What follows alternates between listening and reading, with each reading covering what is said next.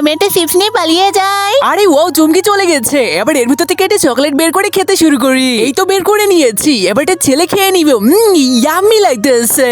আরে চম্পা চলে আসলো, আমি লুকিয়ে পড়ি। এই তো চলে এসেছি, স্পিন কিনে রাখি। এই রাজু চলে স্পিন করি, ছমন যাচ্ছ, আমি স্পিন পেয়েছি, আমি স্পিন করি। আরে এটা চকলেটে পড়লো, রাজু চকলেটে পড়েছে। আরে এমন কেন? যাই হোক এই না।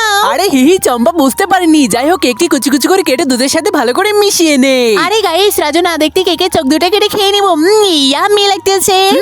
এবার কি করি? দাঁড়াও, আরে দুটো লেবু এর উপরে দিয়ে দি। তোমরা যেন কেউ বললো না। এই রাজু চলে স্পিন করি, ছমন যাচ্ছ, আবার স্পিন পেয়েছি। আরে এটা তো কেকে পড়লো। রাজু এনেও এটাতে চকলেট বানা।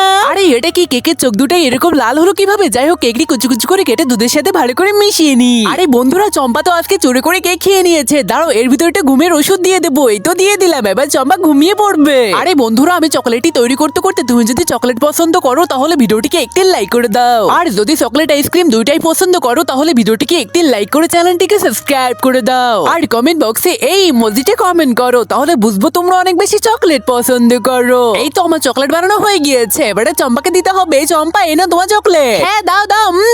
ইয়াম্মি।